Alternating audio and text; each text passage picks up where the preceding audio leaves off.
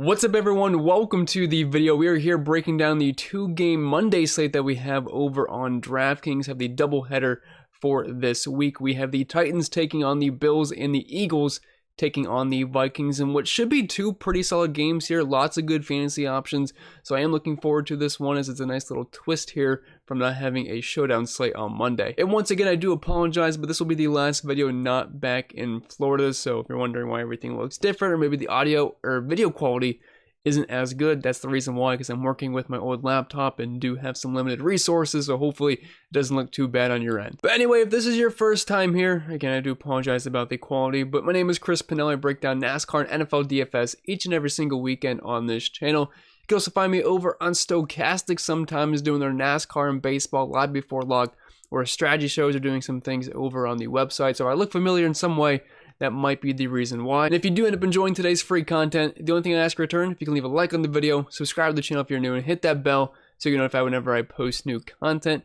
And feel free to leave a comment down below saying whatever you want to say, because you are in control of yourself and I cannot stop you. And don't forget to check out the sponsor of the show, Prize Picks, because they do make these videos possible. And as of right now, if you're a new signee over on the site, you can use promo code CPEN to get an instant deposit match bonus up to $100. There is no strings attached. It is free money. Use it to your advantage either on prizepicks.com or using the link down below in the description.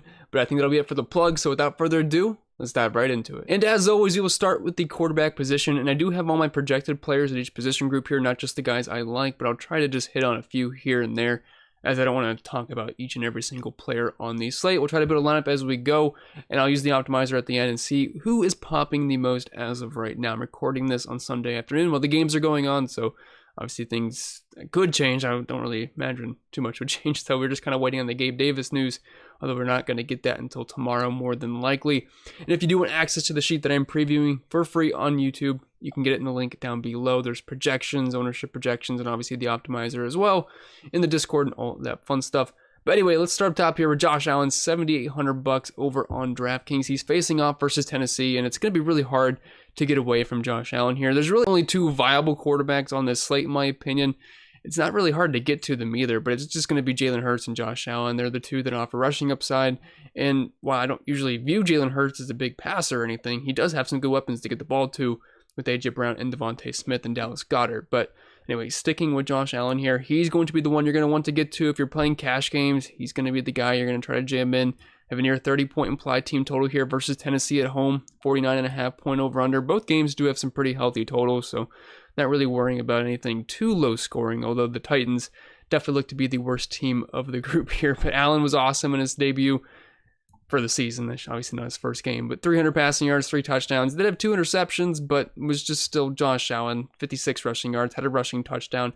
It's why he's the QB1 in fantasy. Now, the Tennessee Titans defense, they weren't great versus the pass last year. We're only looking at 1 game sample size as far as the matchup is concerned, but he's my highest projected quarterback. It's going to be hard to avoid him, and definitely going to be the one I have the most exposure to. And moving on to Jalen Hurts, basically the Walmart version of Josh Allen, does not have near the arm that Allen has, but he does have some excellent rushing upside. And the addition of A.J. Brown did open up the passing attack for this team. Had about 250 passing yards last week. Did not get into the end zone, but no interceptions. Only threw the ball 24 times, but the main thing we care about with Jalen Hurts is that rushing upside. 90 rushing yards last week on 8 designed runs. Obviously a great scrambler as well. Got into the end zone. Had a great game fantasy-wise. Even when he doesn't throw a passing touchdown, he can still get there from what he can do with his legs. So that's why we like Jalen Hurts. So if you can't quite get to Allen, Hurts is at a pretty comfortable price point.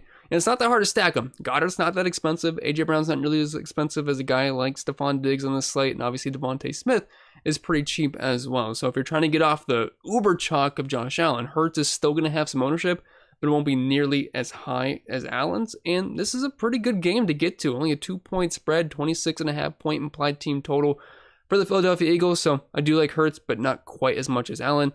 And then I'm not going to be playing Ryan Tannehill on this slate. And the only way I'm getting the Kirk Cousins is if I'm really just trying to make a stack with Justin Jefferson and Adam Thielen.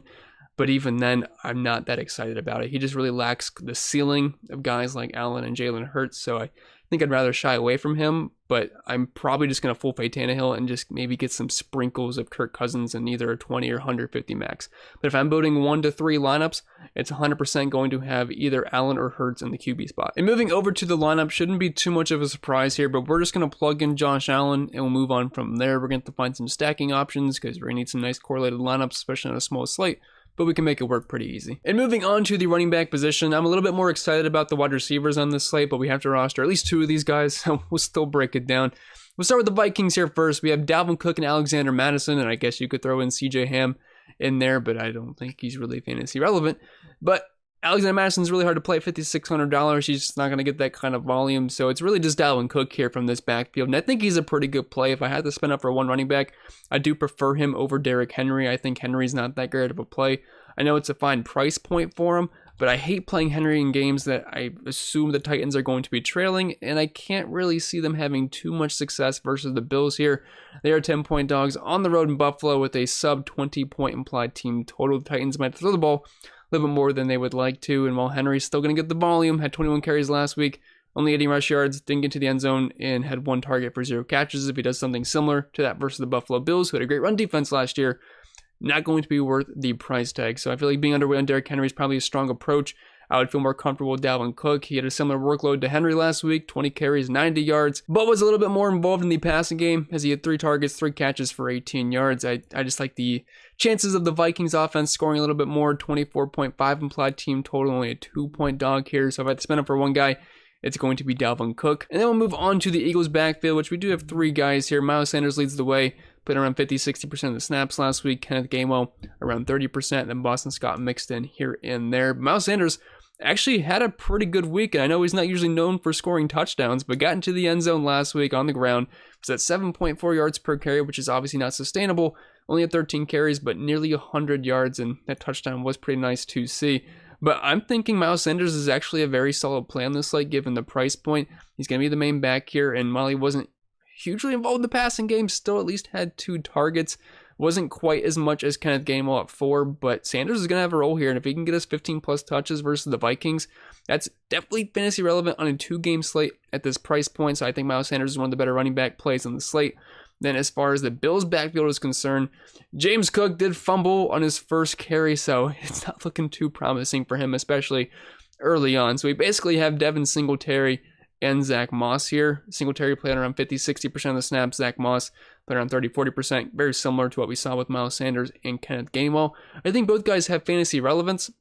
I do think Sanders will be higher owned than Devin Singletary, so if you want to use him as a pivot option, I am fine with that. Just doesn't get quite the volume as the Bills love to throw the football. Only had 8 carries, but he was efficient with the touches that he got. But Zach Moss, if he's going to be using the passing game like he was last week, where he had 6 targets on 6 catches, that's going to be very, very nice as a value play at only $4,300, just under a 20% target share last week. So Zach Moss looking like a guy I could certainly get to. You could plug him in the flex spot or as your RB2, and you're really not breaking the bank there.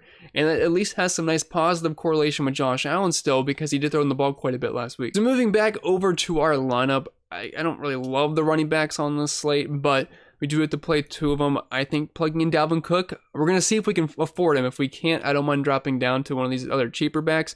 Then we're going to plug in Miles Sanders as the RB2. I feel like he's going to be very popular on the slate at this price point, but if he can get me 15 plus touches with maybe a few catches, that's fine at his price. And moving on to the wide receivers, we will start with the Vikings group here first, since Jefferson's the first guy that pops up, and he is one of the most exciting players in all of football, arguably the best wide receiver in football talent-wise. Although I'm going to have a harder time getting to him. It's not because I think he's a bad play. It's just when I have a lot of Josh Allen, I'm going to prioritize a guy like Stephon Diggs a little bit more. He's $1,500 cheaper. So just some things you have to think about when you're trying to correlate your lineups. But we have Justin Jefferson, Adam Thielen, and KJ Osborne as the 3 main guys here. Nobody else really saw any snaps at all. Jefferson and Thielen playing over 90% of the snaps, and KJ Osborne got in nearly 70% of the time. But Jefferson absolutely killed it last week. Almost did all of his damage in the first half. 10 targets, 9 catches, 184 yards and 2 touchdowns, a 35% target share, a massive 73% market share of the team's air yards.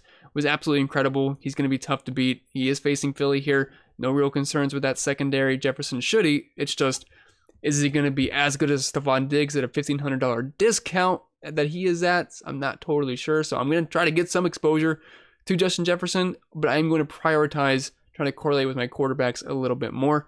And then Adam Thielen at $5,300. I think getting to him is probably the best move here. He's about half the price as Justin Jefferson. Maybe it's because he's half the player that Jefferson is, but he's still in the field playing a ton of snaps. Only saw a 13% target share, only 3 targets, 3 catches for 36 yards. I have to imagine he's probably get more than 3 targets on most weeks. So I am willing to go back to the well here, especially at this price point on this kind of slate. I am fine with it. I think he's a fine value play. Then for KJ Osborne, similar targets to Adam Thielen. Did play less of the snaps though, but at $4,300 is going to be less owned than Adam Thielen. I don't mind him as a pivot there, but Thielen will be the guy I probably get to the most of this group just because of the price point and the way roster construction might shake out. And then we'll move on to the Bills group here first, which consists of Stephon Diggs at $7,500, who is currently my favorite play on the slate. We have potentially Gabe Davis. He is looking very questionable for this game, so keep an eye on that. He's $6,100, but played on 98% of the snaps last week compared to Stephon Diggs at 65%, but I feel like they were trying to be a little bit careful with him, just easing him in for the first game of the year. Nothing too concerning. Obviously, he's still smashed in that game. Versus Jalen Ramsey, and then you have the 2 slot receivers, Isaiah McKenzie and Jamison Crowder. McKenzie at 44% of the snaps, Jamison Crowder at 31%. We also saw Jake Kumaro at 24% of the snaps as well. And if you're looking how the target distribution was for that last week, we saw Diggs at a 29% target share. Gabe Davis only has 16% target share, still had a fantastic game though. Then we saw Isaiah McKenzie just under 10%, and then Jamison Crowder at 13%. Now, obviously, Stephon Diggs, my favorite guy here to pair with Josh Allen. Not that expensive to do it, only $7,500. Don't think he should be $1,500 cheaper than Justin Jefferson, so I like the value that we were getting there. But if Gabe Davis does miss this game, that opens up some great value for a guy like Isaiah McKenzie and Jamison Crowder. I personally prefer McKenzie. He played more snaps. Did have 1 less target in that game, but I still think McKenzie's going to be the guy here. Did get into the end zone for the game, which made him a nice value play in that showdown slate, if you all remember, for week 1. But assuming Davis is out or limited, I mean, McKenzie is one of the best values in the slate at $4,100, so I'm definitely going to get a lot of exposure to him. Jamison Crowder is fine, but I do prefer going with the younger McKenzie. And then moving on to the Eagles group here, we have A.J. Brown leading the way at $7,000. He played on just about 90% of the snaps, obviously a full-time guy. Devonta Smith in the same boat at $4,500, just much cheaper. Didn't really do anything at all last week, but played on nearly 100% of the snaps. But only had 2 targets and 0 catches. Wasn't a fun time if you owned Devonta Smith. And then we also have some scrubs down here. And Kes Watkins, $3,300, played on over 50% of the snaps. And then Zach Pascal got in 22% of the time. But really the 2 main dogs here, you have A.J. Brown and Devonta Smith. I don't mind going back to Smith here just as a bounce back game on this slate because he's only $4,500. And if I have a bunch of Stephon Diggs, I'm not sure how easy it's going to be able to fit in A.J. Brown, especially if it's not with Jalen Hurts as my quarterback. If Hurts is my quarterback, I'll probably try to make it a priority to get A.J. Brown in over Stephon Diggs. But I think Smith here is probably the better value play. I have to imagine he's going to start catching the football more than 0 times in a game. So we'll go back to the well. We know he's a burner. He can still make big plays. The talent is still there. He's a former first-round pick. 2 very talented wideouts here. So I think he's going to be at least a bit more productive in this one. And then for the Titans, I can't really envision myself playing any Titans wide receivers. I mean, especially if I'm playing like 1 to 3 lineups. Maybe the 20 max to 150. You start sprinkling in a Burks at $4,200. That had 55 yards last week on 5 targets. But outside of that, there's just really nobody here that gets you too excited. And then moving over to our lineup here, the first thing we have to do is just plug in Stephon Diggs with Josh Allen to get that correlation. We're just going to assume for this one, Gabe Davis is out or either very limited. So I think that's going to be a nice bump for Isaiah McKenzie just to get maybe a couple more targets mixed in there. He's still playable even with Davis playing. I mean, he's going to have a role in this offense as a slot receiver. He's just going to be splitting with Jamison Crowder. But if you remove Davis from the equation, literally played almost the entire game last week. It's just going to have to be a bump to a few of these guys. And McKenzie at $4,100, I think makes the most sense. Now, I'm not exactly sure where I want to go from here. We have about $4,200 left for the remaining spots, and please don't copy and paste this lineup. I am going to probably build 150 lineups on this slate. I'm not sure which one I'm going to like the most. I'm just trying to see what fits and what kind of makes sense as we talk through this. But if we factor in a cheap defense, that at least bumps us up to around $5,000, at least close to it. So we should have enough value to make this work. But as of right now, we're going to leave a blank. And we'll move on to tight end. And then moving on to the tight end position, not really too many exciting names here. It's kind of going to be touchdown or bust for the most part. Don't really see anybody here. Dallas Goedert can get there on yards sometimes, but for the most part, unless they get a touchdown, they're not really going to be a slate breaker or anything. So I would really just try to pair it with whoever your quarterback is. So if you have Hurts, throw in Goddard. If you have Josh Allen, throw in Dawson Knox. If you have Kirk Cousins for some reason, throw in Irv Smith, who only played on around 30% of the snaps last week, but still the best pass catching tight end on that offense. And then Hooper and Jeff Swan, it's just kind of ugly there for Tennessee. I'm not really too excited about anybody on Tennessee for this slate, but he did have 4 targets, Jeff Swan that is, for 3 catches and a 25% target share, but not a fun offense to want to be on, especially if you're a part of the passing attack. We had a max of 4 targets of this group of tight ends. Goddard led the way at 3 targets, but did catch all 3 of them for 60 yards. He at least has big playability, even if he doesn't get to the end zone. But really, I would just try to pair this with my quarterback, or if you have to punt it, whatever. I'm not really a fan of anybody at the tight end position. Just try to get lucky with the touchdown. And then as far as the defenses are concerned, the Bills are going to be the ones you're going to try to get to. At least they're not that expensive at $3,200. I usually try to go as cheap as possible. This is not a main slate. We don't have that many options, and this is not a showdown slate where we can just avoid defenses. So for me, the Bills are going to be the ones I have to try to prioritize because I can see all these other teams scoring some points. I'm obviously not going to play the Titans. The Eagles, maybe.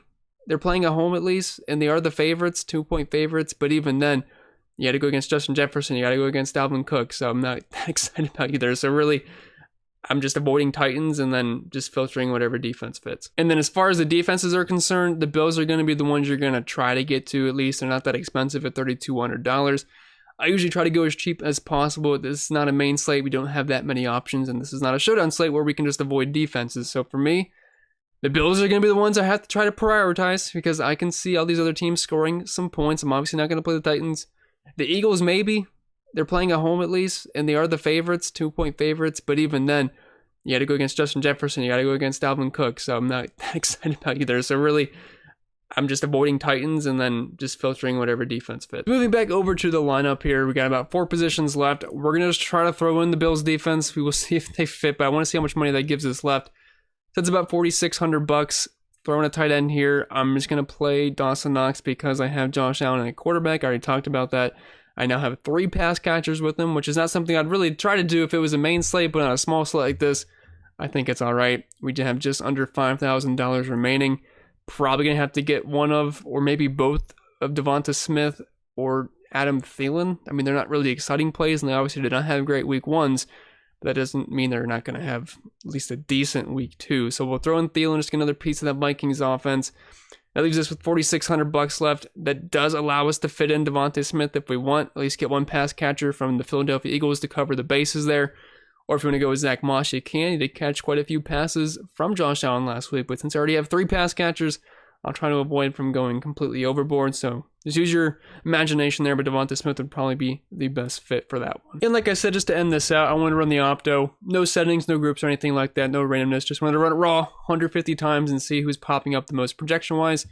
And obviously, things might change with Gabe Davis news or anything. I think I have still projected a little bit just in case he plays, but that would sway things a little bit for sure. And we finally got 152 crunch, and hey, what do you know? The lineup that I put on the video ended up being the highest projected, at least as of right now. But looking at some of the players that are popping the most, Stephon Diggs, almost every lineup, Josh Allen, not surprised about that. So yeah, just as of right now on the left here, that's who's popping the most, guys. Obviously, you got to play around with that and build groups and everything, especially on a small slate like this, but not really surprised at who we're seeing right now. With that being said, that's all I got for this video. If you did enjoy, make sure you leave a like down below and subscribe to the channel if you are brand new. Post videos each and every single week for showdowns, main slates, and a little bit of prize picks mixed in there as well with some NASCAR. And if this is your first time here, if the audio quality isn't that great or video quality, apologize. I'll be back in my home office by tomorrow, so it'll be good for next week. But I wish you all the best of luck, and hopefully you all enjoy the doubleheader.